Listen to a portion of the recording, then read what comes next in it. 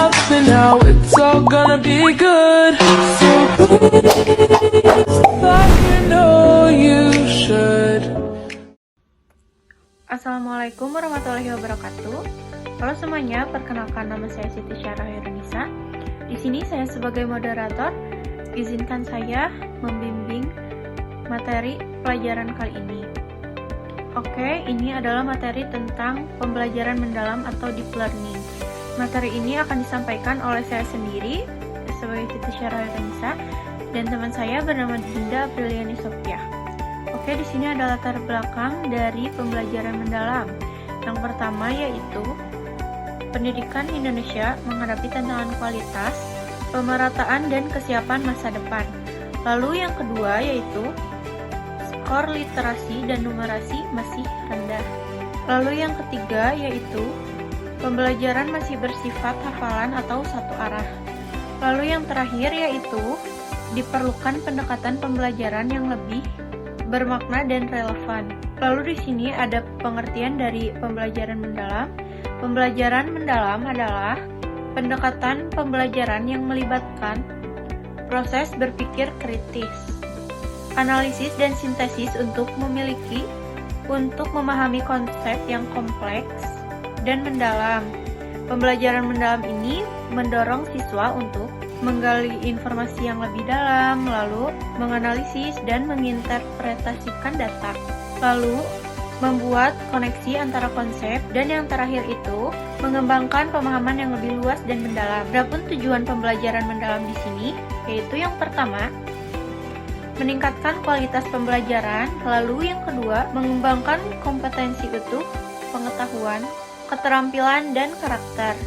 Lalu selanjutnya, menyiapkan peserta didik untuk menghadapi tantangan global dan masa depan.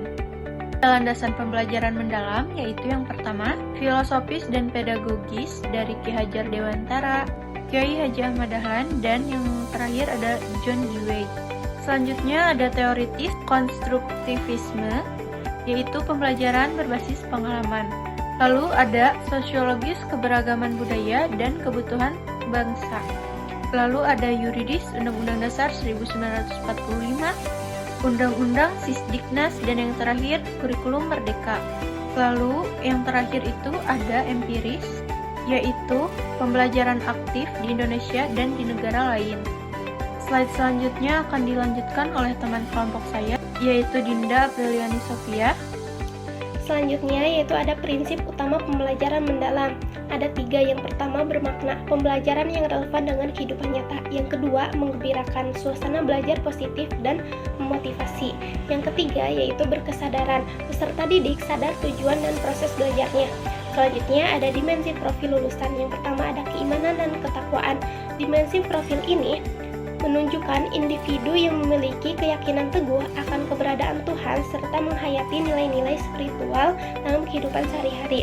Yang kedua ada kewargaan, menunjukkan individu yang memiliki rasa cinta tanah air, menaati aturan dan norma sosial dalam kehidupan bermasyarakat, serta berkomitmen untuk menyelesaikan masalah nyata yang terkait keberlanjutan manusia dan lingkungan. Yang ketiga ada penalaran kritis, menunjukkan individu yang mampu berpikir secara logis, analitis, dan reflektif dalam memahami, mengevaluasi, serta memproses informasi. Yang keempat, kreativitas. Individu mampu berpikir secara inovatif, fleksibel, dan orisinal dalam mengolah ide atau informasi. Yang kelima, ada kolaborasi, yang dimana individu mampu bekerja sama secara efektif dengan orang lain secara gotong royong. Yang keenam, ada kemandirian. Peserta didik mampu bertanggung jawab atas proses dan hasil belajarnya sendiri dengan menunjukkan kemampuan untuk mengambil inisiatif, mengatasi hambatan, dan menyelesaikan tugas secara tepat tanpa bergantung pada orang lain. Yang ketujuh, ada kesehatan, menggambarkan peserta didik yang sehat jasmani sebagai individu yang menjalankan kehidupan sehat serta memiliki fisik yang bugar, sehat, dan mampu menjaga keseimbangan kesehatan mental dan fisiknya. Yang kedelapan, ada komunikasi.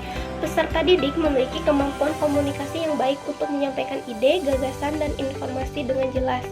Selanjutnya itu ada kerangka pembelajaran mendalam. Yang pertama ada praktik pedagogis inovatif.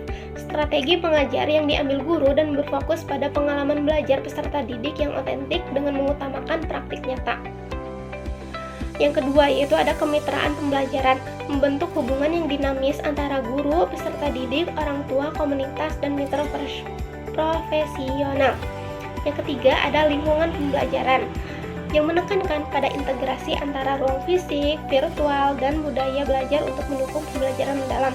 Dan yang keempat ada pemanfaatan teknologi digital sebagai peran penting untuk menciptakan pembelajaran yang lebih interaktif, kolaboratif, dan kontekstual. Selanjutnya yaitu ada strategi implementasi pembelajaran mendalam. Yang pertama, kurikulum fleksibel dan berpusat pada peserta didik. Yang kedua, pembelajaran aktif, kolaboratif, dan kontekstual. Ketiga, asesmen formatif dan reflektif. Yang keempat, ada dukungan ekosistem pendidikan seperti guru, sekolah, orang tua, dan masyarakat. Kesimpulannya, pembelajaran mendalam adalah pendekatan strategis untuk meningkatkan mutu pendidikan. Pembelajaran mendalam membentuk peserta didik yang cerdas, berkarakter, mandiri, dan siap menghadapi masa depan. Dan keberhasilan ini membutuhkan kolaborasi semua pemangku kepentingan. Baik, terima kasih. Terima kasih untuk teman-teman yang sudah menonton video ini sampai selesai. Semoga setelah menonton video dari kelompok kami, teman-teman dapat memahami materi pembelajaran tentang deep learning atau pembelajaran mendalam ini. Terima kasih. Wassalamualaikum warahmatullahi wabarakatuh.